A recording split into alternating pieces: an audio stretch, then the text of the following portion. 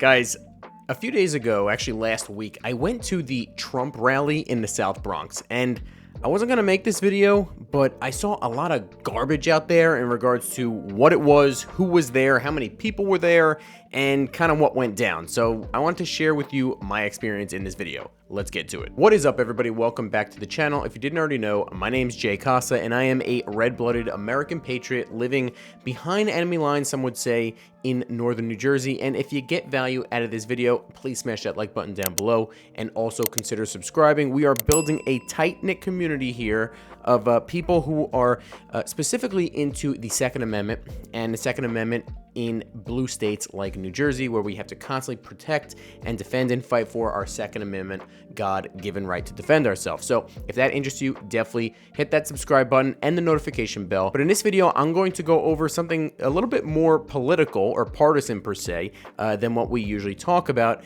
and that is Donald Trump and his rally in the South Bronx. So a little bit of background. Like I said, I live in New Jersey, northern New Jersey, right outside of New York City. I have never been to a Trump rally. There was one in Wildwood a few weeks back, or a couple months back, but that's like 3.5 hours for me. I got a text 2 days before this Trump rally saying that he was coming to the South Bronx, and this is always something that I thought that was possible that they were talking about him doing. We get there, and it was at this place called Crotona Park. By the way, this is I've never been to this area of the Bronx. Not a good area. We got to Crotona Park. There was, I would say, not as much police presence as I was expecting. We walked up to the event, and there was basically like a zigzag line to get in.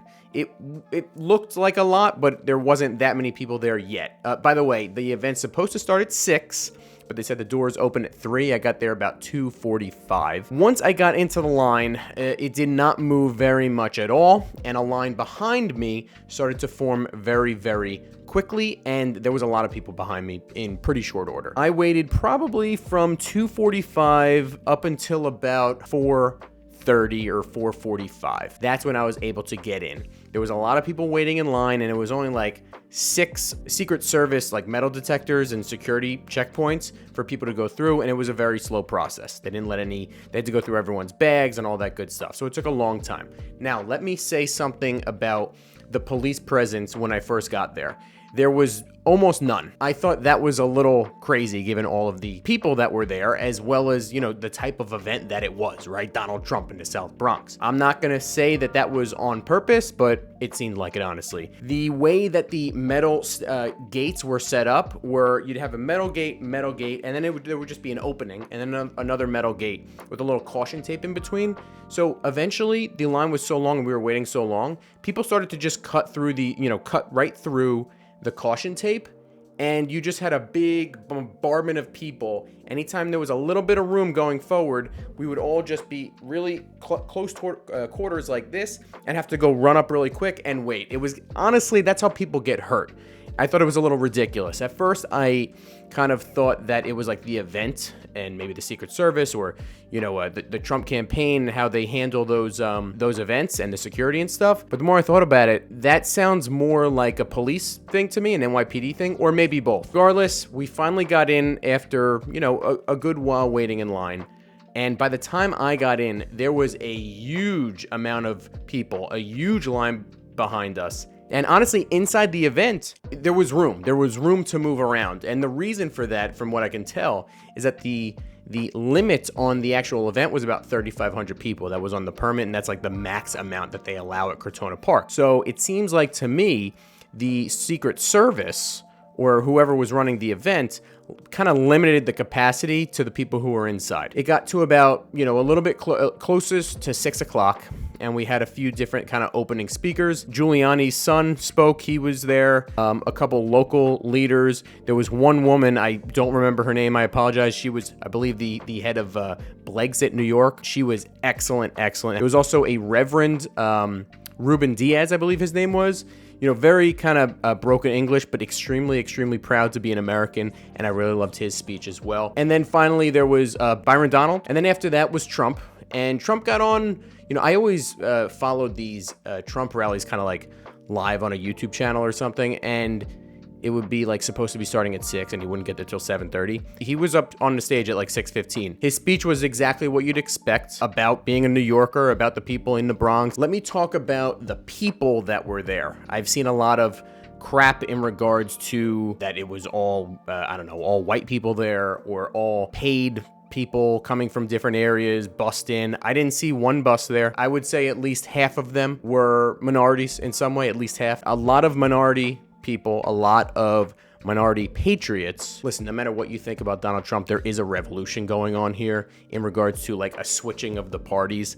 Each time Trump has run, he's gotten more of the black vote, more of the Hispanic vote, and it's not a coincidence. It's not by chance. There's something going on here where the Democrat Party is turning more white and the Republican Party is turning more brown and black. Now, I'm not obsessed with race like the left, but it's something that's interesting and cool to see, and interesting to see why. And, we could dive deeper into those reasons as to why in another video. I won't get into that. The amount of people that were there inside the rally, I would probably only say it was about 3,500 inside. I left, like I said, a little bit early. When I was leaving, there was still thousands of people. If I had to guess, I'd probably say there was about 10,000 people total, including the people in line, maybe more, but it wasn't 30,000 and it wasn't, 800. It was a really, really strong amount of people, especially for such short notice and especially for such a blue area, outside in line waiting to get in. And they would just let him in a little bit at a time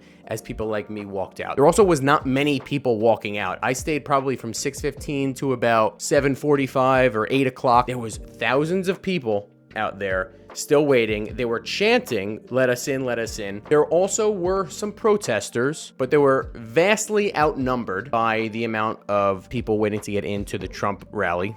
To the NYPD's credit, that is when they did do their job.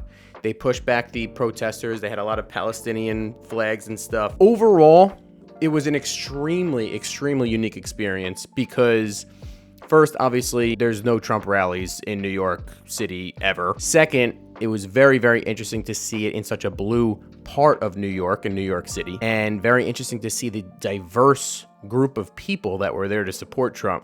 Most of the people there, you could tell, were from New York somewhere. Overall, an extremely, extremely unique experience, and I just found it very interesting.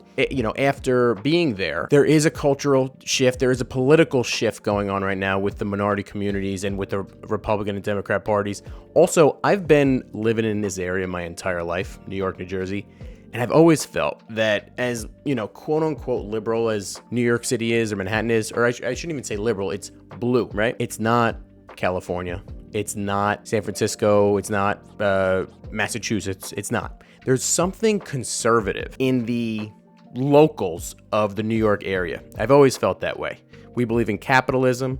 We believe in hard work, self-responsibility. And when I say locals, I mean people that didn't move here recently, that have, been here for generations. This is Queens, this is Long Island, this is Brooklyn, this is Staten Island, especially Westchester, Northern New Jersey, all these areas, way more conservative than you'd give it credit for. Why it's not Republican, I think it's just, there's so many people that are dependent on the system that it's hard to break that system up. Will Trump win the state of New York? No, he won't. I think a state like New Jersey could be close. Absolutely. This is something that you would never see before Trump. And at the very least, the Republican Party has to be thankful for Trump for kind of starting this change, because this is something you would never, ever see from Bush or Romney or John McCain. The old Republican Party is totally, totally gone. That's my biggest takeaway from going to this Trump rally in the South Bronx. This is the face of the new GOP, the new Republican Party, which I think is pretty damn cool. That is it for today. Let me know what you guys think, okay? If you have any questions, if you have any thoughts about this rally, or even just more so what's going on politically in our country right now.